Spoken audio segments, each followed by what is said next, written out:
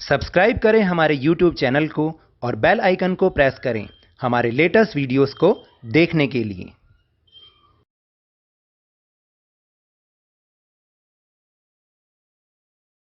Hello and welcome to Lavneesh Sir की class. This is Directorate of Education GNCT of Delhi's worksheet number 4 and it is only for class 9 students.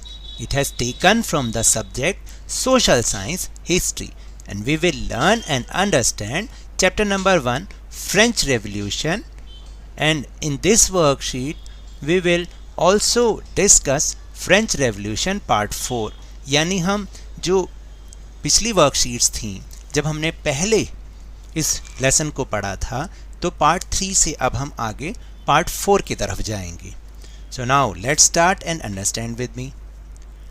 जो first topic है वो है 1792 to 1794 stages of radical republicanism. देखिए, अभी तक हमने ये समझा था कि किस तरह से जो फ्रांस के पीपल थे वो यूनाइट हुए और उन्होंने जो लुई 16 था उसके अगेंस्ट एक लड़ाई छेड़ दी और किस तरह से वापस से वो लोग मोनार्की को हटाकर डेमोक्रेसी लाने में सक्सेसफुल हुए. और इसमें नेशनल असेंबली की बहुत बड़ा इम्पॉर्टेंट रोल है. आफ्टर दैट कि कैसे उनका एडमिनिस्ट्रेशन उन्होंने संभाला, क्या हुआ, इन सब के बारे में ही हम आज की इस वर्कशीट में डिस्कशन करेंगे. So now let's start. The fear of the French Revolution of 1789 also spread to other countries of Europe.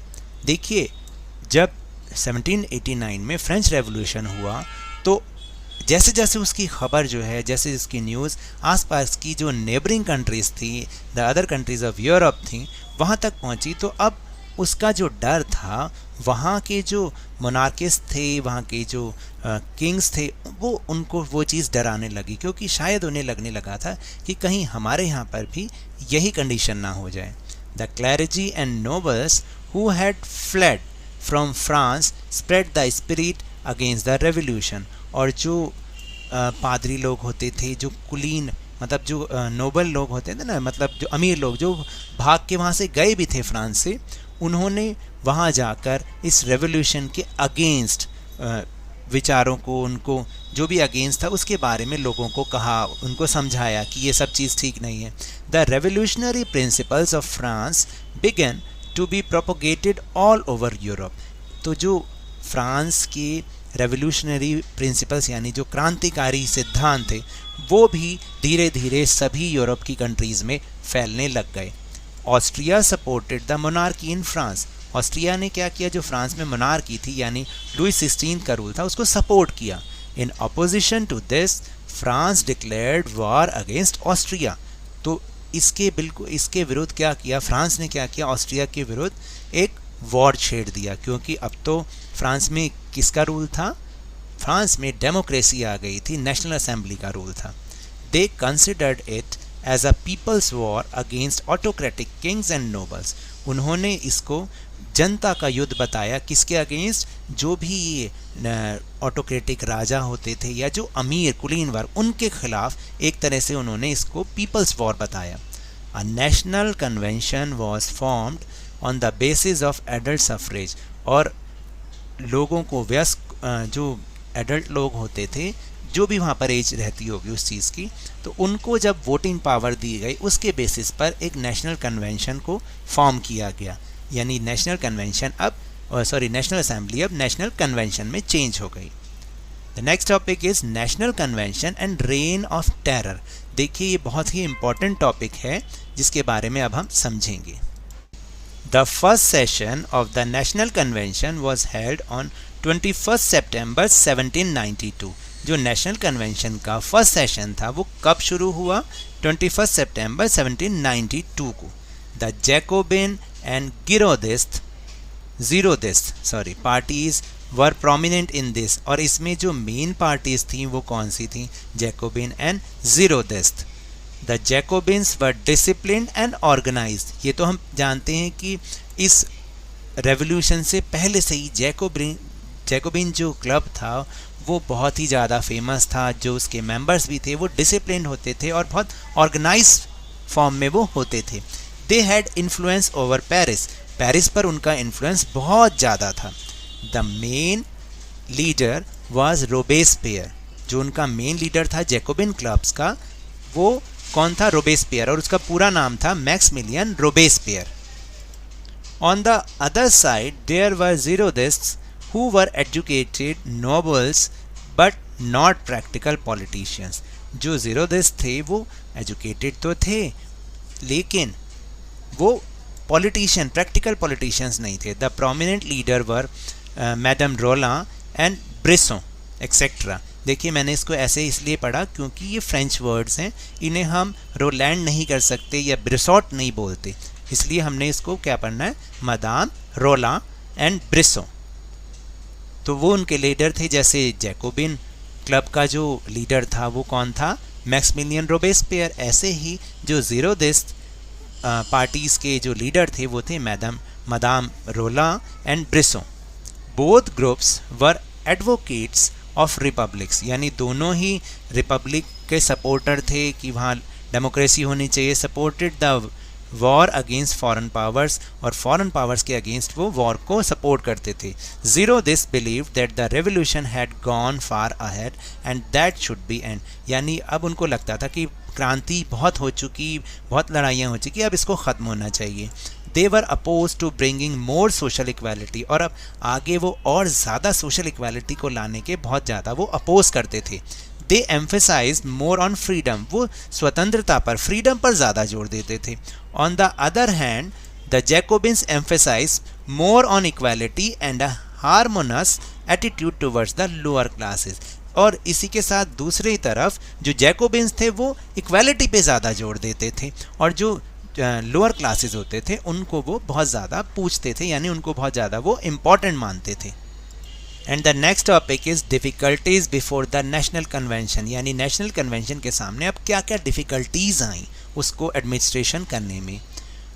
In 1792 the revolutionaries declared the Republic of France was based on feelings of freedom, equality and fraternity। देखिए जो 1792 में जो revolutionaries थे, क्रांतिकारी थे, उन्होंने ये declare कर दिया था कि अब जो फ्रांस का रिपब्लिक यानी फ्रांस का जो गणतंत्र है वो किस पर बेस्ड है, यानी जो वहाँ पे कॉन्स्टिट्यूशन बना है वो फ्रीडम, इक्वालिटी और फ्रेटर्निटी पर, यानी बंधुत्व पर, समानता पर और स्वतंत्रता पर आधारित है। The proclamation scared the autocratic rulers of Europe, जो इस घोषणा से जो यूरोप के ऑटोक्रेटिक रूलर्स थे ना, यानी निरंकुश शासक थे, वो डर गए इस बात से, क्योंकि अब उन्हें लग रहा था कि हमारे यहाँ पर भी ऐसा होगा और लोग हमारे यहाँ पे भी इस चीज़ की डिमांड करेंगे। Now the revolution of France confined not only to France but the whole of Europe. तो जो अब एक फ्रांस की लड़ाई थी, फ्रांस के जो क्रांति थी वो फ्रांस की ना रहकर पूरे यूरोप की क्रांति बन गई। Therefore Europeans country in order to prevent the spread of the revolution united and a group of England, Holland, Austria and Prussia was formed against France। तो अब ये जो विचार थे वो ज़्यादा ना फैलें, रिवोल्यूशन के जो भी विचार थे, जो भी ओपिनियंस थे, जो भी ठीक है आइडियाज़ थे, वो सब में ना फैले, इसके लिए इंग्लैंड, हॉलैंड, ऑस्ट्रिया और प्रूशिया ने एक ग्रुप फॉर्म कर लिया against France. This group defeated France in many places, उसने फ्रांस को कई जगहों पर हराया भी। The national convention abolished the monarchy by passing a resolution and establish the Republic. इस पर फिर नेशनल कन्वेंशन ने क्या किया, मोनार्की को पूरी तरीके से ख़त्म कर डाला और एक रेजोल्यूशन पास किया और मोनार्की को ख़त्म कर दिया, और वहाँ पर अब रिपब्लिक एस्टेब्लिश किया, यानी उसको एक डेमोक्रेटिक कंट्री बना दिया। The king was tried for a treason and sentence to death, और जो किंग था लुई 16 उसको के ऊपर देशद्रोह का मुकदमा चलाया और उसको फांसी की सज़ा दे दी। On 21 January 1793 Louis 16 was hanged, उसको 21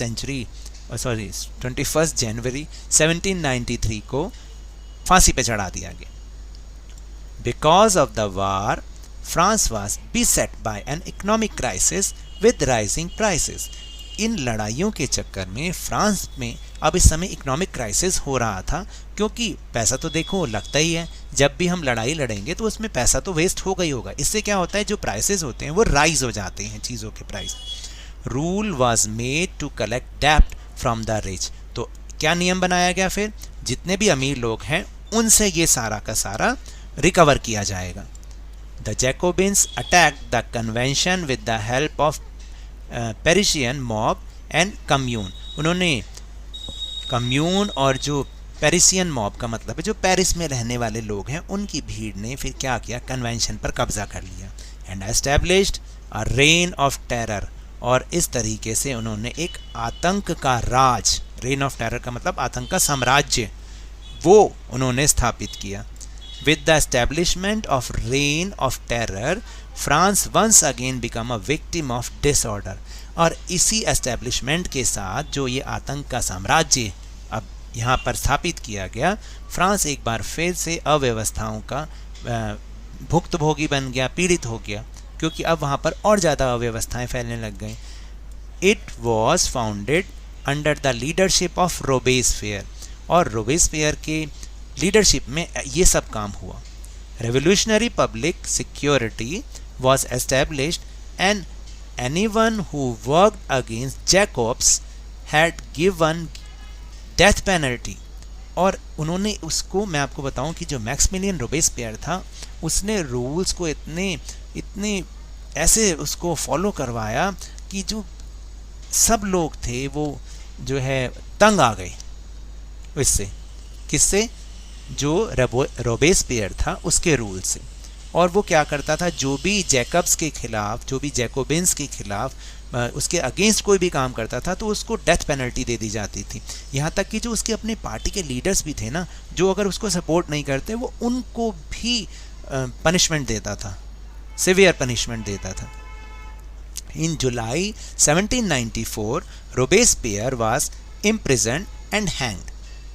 अब क्या हुआ कि जुलाई 1794 में रोबेस्पियर को भी जेल में डाला गया और उसको फांसी चढ़ा दिया गया, ending the rain of terror. और इसके साथ ही जो आतंक का राज था, आतंक का साम्राज्य था, वो अब खत्म हो गया। After the rain of terror moderate leaders ruled the country and ended the systems of reign of terror. फिर इसके बाद जो मॉडरेट लीडर्स थे, जो उदारवादी लोग थे, उन्होंने इस कंट्री को रूल किया, फ्रांस को रूल किया, और जो भी सिस्टम रोबेस्पियर ने बनाया था उन सबको ख़त्म कर दिया गया। कंट्रोल ओवर प्राइसेस पे कंट्रोल कर दिया गया, क्योंकि आपने देखा कि चीज़ों के प्राइस बहुत ज़्यादा बढ़ गए थे। And remuneration impose was lifted which was impose during the rain of terror. देखिए उसने क्या किया था रोबेस्पियर ने, कि सबकी मजदूरी जो थी, जो भी रेम्यूनरेशन मिलता था किसी को काम के बदले, वो सब फिक्स कर दिया था, चाहे कोई कैसा भी काम करे। तो ये भी चीज़ ठीक नहीं है, तो इन सब चीज़ों को अब ख़त्म कर दिया गया। And the next topic is functions of national convention, यानी नेशनल कन्वेंशन ने क्या क्या काम किए थे। First is national education policy was adopted, French was declared as a national language, यानी एक नेशनल एजुकेशन पॉलिसी को अपनाया गया और फ्रेंच भाषा को नेशनल लैंग्वेज घोषित कर दिया गया। Slavery system was abolished and laws on imprisonment were abolished for non payment of डेप्ट। तो देखिए उन्होंने क्या किया, जो स्लेवरी सिस्टम फ्रांस में चलता था उसको सबसे पहले हटाया गया, और जो भी अगर कोई डेप्ट यानी लोन अगर नहीं पे करता था तो उसको जेल हो जाती थी, तो इस लॉ को भी हटा दिया गया। फिर इसके बाद the law of succession to the eldest son was abolished, यानी बड़े बच्चे को ही, जो बड़ा पुत्र होता था उसको ही सक्सेशन मतलब उत्तराधिकार देना, इस नियम को भी ख़त्म किया गया।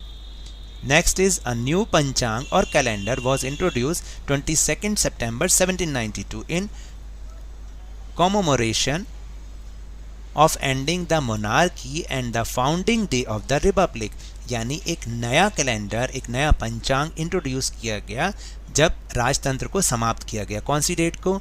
22 September 1792। A new method of measurement, gram, liter and meter was introduced। जो एक नया मेजरमेंट का मेथड अपनाया गया और वो पूरे फ्रांस में एक जैसा रखा गया, जिसको ग्राम, लीटर, मीटर में ये सब चीज़ों को इंट्रोड्यूस किया गया। Rationing system was implemented to stop black marketing, black marketing को रोकने के लिए राशनिंग सिस्टम को लाया गया। The policy of compensation was abolished, जो पॉलिसी थी कंपनसेशन देने की उसको ख़त्म किया गया।